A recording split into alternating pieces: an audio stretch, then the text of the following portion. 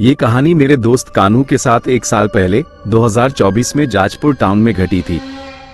कान्हू सुबह 9 बजे काम पर जाता और रात 8 या 8:30 बजे वापस घर आता था। पहला सामना। कान्हू के घर के पास बाबू नाम का एक दोस्त रहता था। एक दिन बाबू के पिताजी ने कान्हू को रात के खाने पर बुलाया। कान्हू काम खत्म करके बाबू के घर के लिए निकल पड़ा। जिस रास्ते से वो जा रहा था उस पर 3 पुल पड़ते थे और आखिरी पुल के थोड़ी दूरी पर एक पीपल का पेड़ था। जब कान्हू उस पेड़ के पास पहुंचा तो अचानक पेड़ की डाली जोर से हिली और डाली टूटने की आवाज आई। कान्हू थोड़ा चौंका। पेड़ से थोड़ा आगे जाने पर उसे अपनी बाइक थोड़ी वजनदार लगने लगी। उसने बाइक तेजी से चलाई और बाबू के घर पहुंचकर बाबू की मां से कहा, भाभी मुझे थोड़ा झाड़ू से झाड़ दो। हमारे यहाँ मान्यता है कि अगर कोई बच्चा डर जाए या उसे नजर लग जाए तो काली गाय की पूंछ या झाड़ू से उसकी नजर उतारने पर वो ठीक हो जाता है। झाड़ने के बाद कान्हू ने हाथ मुंह धोकर खाना खाया और अपने घर वापस सोने चला गया। कान्हू घर में अकेला था क्योंकि उसके माता पिता कोलकाता में थे। वो सोया नहीं था और मोबाइल चला रहा था। तभी उसे छत पर किसी के कूदने और भागने की जोरदार आवाजें सुनाई दी। कान्हू डर गया और अपनी मां को फोन करके बताया कि उसके साथ ये सब हो रहा है और किसी को भेजे।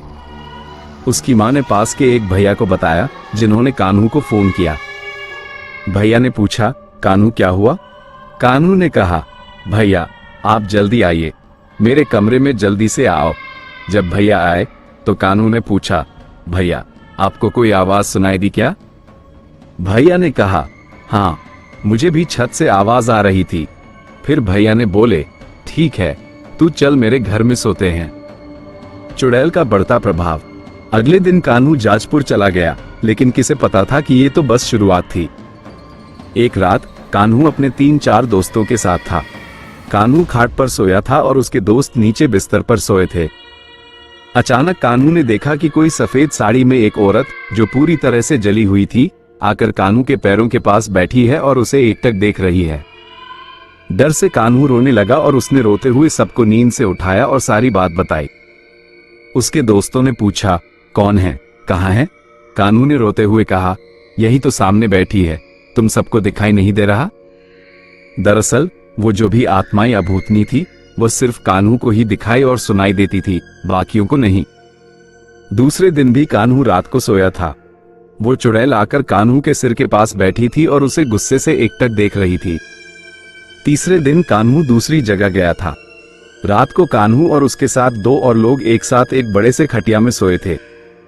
कान्हू ने देखा कि वो चुड़ैल उस कमरे में एक अलमारी के ऊपर बैठी है। वो चुड़ैल हमेशा रात के 2:30 बजे से लेकर 3:30 बजे के बीच कान्हू को दिखाई देती थी। कान्हू चाहकर भी आवाज नहीं कर सकता था क्योंकि छोटे बच्चे वहां सो रहे थे। कान्हू ने जैसे तैसे खुद को संभाला। उसके पास उसके जीजाजी सोए थे। कान्हू डर के मारे जीजाजी को पकड़कर कंबल ओढ़कर सो गया और सुबह सबको सारी बात बताई। उसके जीजाजी ने कहा, कल रात को तभी क्यों नहीं बोला? कान्हू ने कहा, और क्या बताता मैं? मदद की तलाश। चौथे दिन कान्हू वापस जाजपुर टाउन लौट आया और उसी दिन उसे एक वीर बाबा के पास झाड़ फूंक के लिए ले जाया गया। वीर बाबा ने कहा, हाँ इस लड़के के साथ एक आत्मा है। वो आत्मा इसके शरीर के अंदर प्रवेश तो नहीं कर सकती लेकिन इसको नुकसान पहुंचाएगी। वीर बाबा ने एक ताबीज और पवित्र पानी दिया। उस रात कान्हू 2 लोगों के बीच सोया। सिर के ऊपर वीर बाबा का दिया हुआ पवित्र पानी रखा और ताबीज हाथ में पहना था। रात को 2 या 2:30 बजे वो चुड़ैल फिर आके कान्हू के पैर के पास बैठ गई। उसके अगले दिन कान्हू अपने घर लौट आया। रात को कान्हू और उसके साथ एक लड़का दोनों साथ में सो गए। तकरीबन रात के 2:30 बजे वो चुड़ैल कान्हू के चाचाजी की आवाज में उसे बुलाने लगी। कान्हू ने जानबूझकर सुनकर अनसुना कर दिया क्योंकि इतना सब होने के बाद उसमें हिम्मत नहीं की जाकर दरवाजा खोले। सुबह कान्हू ने अपने चाचाजी से पूछा, चाचाजी आप कल रात को 2 या 2:30 बजे मुझे बुला रहे थे क्या घर के बाहर? चाचाजी ने कहा, नहीं तो मैं क्यों बुलाऊंगा? कान्हू समझ गया कि कल रात कौन आके उसको उसके चाचाजी की आवाज में बुला रहा था। उसके अगले दिन कान्हू जाजपुर रोड गया। रात में सोने के लिए उसके 3-4 दोस्तों ने कहा कि कान्हू पुराने नहीं नए दुकान में सोए उनके साथ और पुराने दुकान में सुना भाई सोएगा। सब अपने अपने जगह सो गए। लगभग आधी रात का समय होगा। अचानक दुकान का शटर कोई पीटने लगा और उस पुराने दुकान में जो लड़का सो रहा था उसकी आवाज में कान्हू को फिर से बुला रहा था, कान्हू उठ, सुबह होने वाली है, क्या सो रहा है। कान्हू उठा, मोबाइल में टाइम देखा तो रात के 2:30 बजे थे और ये कह रहा था सुबह होने वाली है, नशे में है क्या। फिर कान्हू ने रति नाम के एक दोस्त को नींद से उठाया और बोला, देख सुना भाई क्यों बुला रहा है। रति ने कहा, कौन बुला रहा है। कान्हू ने कहा, ध्यान से सुन। रति ने बोला, हाँ सुना भाई तो बुला रहा है, रुक मैं शटर खोलता हूं। कान्हू ने रोका और कहा, उसको कॉल कर। रति ने उसे कॉल किया और पूछा, तू बाहर कान्हू को बुला रहा है क्या। उसने कहा, नहीं तो मैं तो अंदर सो रहा हूं, आऊं क्या बाहर। बोलकर देखा कि शटर खुला। कान्हू ने कहा, नहीं तू उधर रुक, लेकिन सच में तू यहां नहीं है। वो लड़का बोला, क्यों रात में नींद खराब कर रहे हो। फिर रति ने कहा, ठीक है तू सो जा, लगता है ये वही थी। उसके अगले दिन कान्हू घर आया और एक तांत्रिक के पास गया। अगले दिन कान्हू घर आया और एक तांत्रिक ने भी वही बोला जो वीर बाबा ने कहा। तांत्रिक ने भी वही बोला जो वीर बाबा ने कहा, जो उसे तेरे शरीर के अंदर प्रवेश करने से रोक रही है, लेकिन वो तुझे हमेशा प्रवेश करने से रोक रही है, लेकिन वो तुझे हमेशा नुकसान करेगी। झाड़ फूंक किया, एक सावधान रहना। कान्हू घर आया लेकिन कोई फायदा नहीं। कान्हू फिर से पहले जैसा दरवाजा और खिड़की जोर से फिर से पहले जैसा दरवाजा और खिड़की जोर से पीटना और चीजों को इधर उधर कान्हू जाज हो गया।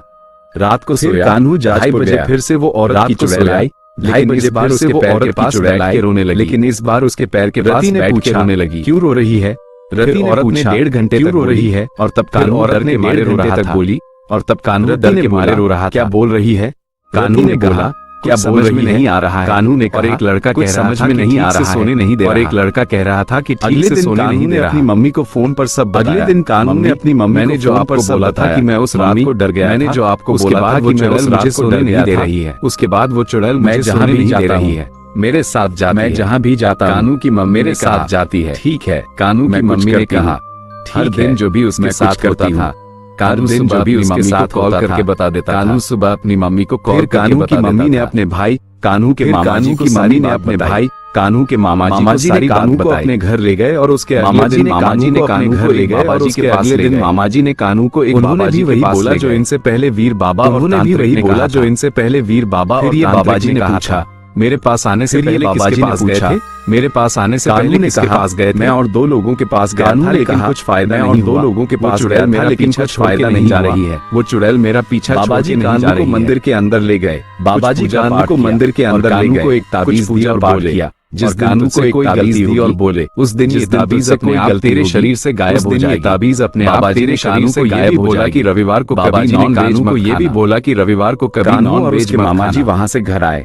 कान्हू और उसके आने के बाद कान्हू को वो चुड़ैल कुछ दिनों वहां से आने के बाद कान्हू को वो चुड़ैल वो कान्हू के पास आई, लेकिन कान्हू लेकिन एक दिन वो कान्हू के पास आई, लेकिन कान्हू को गुस्से से देखा और जोरों से दरवाजा पीटने लगी और देखा और जोरों से दरवाजा पीटने लगी। उसके बाद इधर वो चुड़ैल दिखाई नहीं दी और उसके बाद कान्हू को वो चुड़ैल दिखाई नहीं। दिन रविवार को अपने कुछ दोस्तों के साथ पार्टी कर रविवार को अपने उसने चिकन के साथ पार्टी कर रहा था और उसने चिकन के कुछ देर बाद वो ताबीज कान्हू के हाथ से गिर गया। कुछ देर बाद वो ताबीज कान्हू को बाबा जी की बात याद आई। तभी कान्हू ने वो ताबीज अपने पॉकेट में रखा था। कान्हू ने वो ताबीज अपने आप पॉकेट से गायब हो गया। बाद वो ताबीज अपने आप, लेकिन उसके बाद कान्हू को वो चुड़ैल कभी दिखाई नहीं। लेकिन उसके बाद कान्हू मुझे चुड़ैल कभी दिखाई नहीं। कहानी पसंद आई हो, मुझे उम्मीद है कि अगर आपके पास भी ऐसी कोई कहानी या किस्सा है, अगर आपके पास मुझे ऐसी कोई कहानी या किस्सा है तो आप मुझे बता सकते हैं।